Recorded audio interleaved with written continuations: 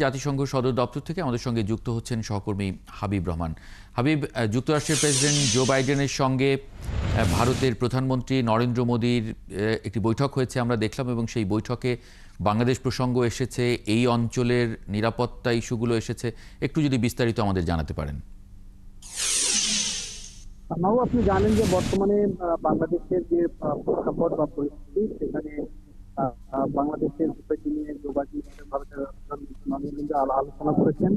এবং আপনি জানেন যে বাংলাদেশের যে নির্বাচন বা রাজনৈতিক যে পরিস্থিতি সেখানে বাংলাদেশ ও ভারতের একটি বড় ধরনের প্রভাব থাকে, এবং বাংলাদেশ এবং ভারত পাকিস্তানের প্রতি সবসময় কিন্তু বাংলাদেশের প্রতি যে ভারতের একটি অবস্থান সেটি তারা সবসময় কিন্তু নির্বাচন বলেন বা অন্যান্য যে কোনো পরিস্থিতি বলেন সেখানে কিন্তু তারা তাদের অবস্থানটি সবসময় পরিষ্কার রাখেন। সেই হিসেবে আপনি জানেন যে গত 5 আগস্ট ছাত্র জনতার গণ অভ্যুত্থান সাবেক প্রধানমন্ত্রী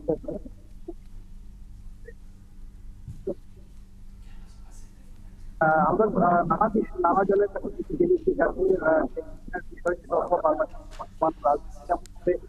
বা সামনে কি হতে যাচ্ছে এই বিষয়গুলো নিয়ে আলোচনা হয়। এবং গেল কয়েকদিন যে বাংলাদেশের বিষয়গুলো নিয়ে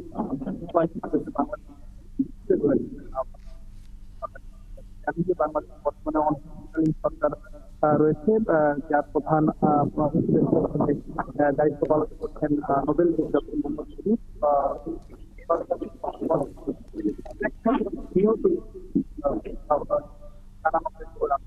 পাশাপাশি বাংলাদেশে যে সংখ্যালঘু নির্যাতনের বিষয় বা সংখ্যালঘুদের যে অবস্থান তারা যে অবস্থান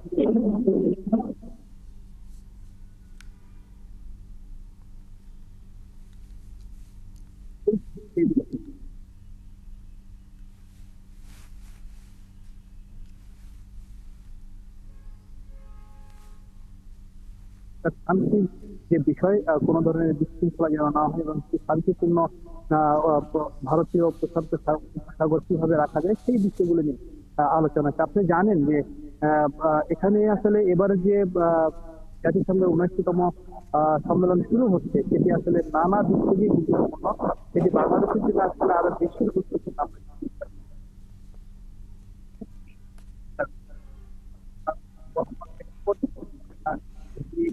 প্রধান উপদেষ্টার দায়িত্বে রয়েছে অন্তর্বর্তীকালীন সরকার হিসাবে। তিনি সারা বিশ্বের কাছে পরিচিত মানুষ, এবং সেই হিসেবে আপনি জানেন যে জি হাবিব রহমান, আমার আরেকটি বিষয় জানার আছে যে প্রধান উপদেষ্টা ডক্টর মোহাম্মদ ইউনূসের সঙ্গে জো বাইডেনের একটি বৈঠক হবার কথা রয়েছে। সেখানে আসলে কোন বিষয়গুলো আলোচনা হতে পারে, বা ওই বৈঠক সম্পর্কে কোনো আপডেট যদি একটু আমাদের জানাতে পারেন, কখন হতে যাচ্ছে? আমরা আসলে যে বিষয়গুলো জেনেছি আপনার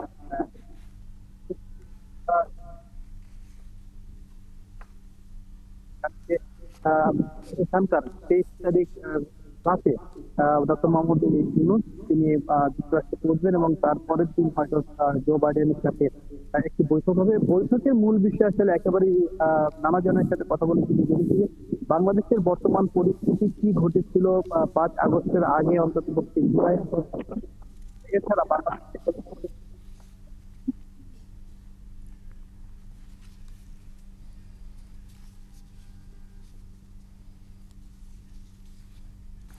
সহকর্মী হাবিব রহমান কথা বলছিলেন যুক্তরাষ্ট্র থেকে। তিনি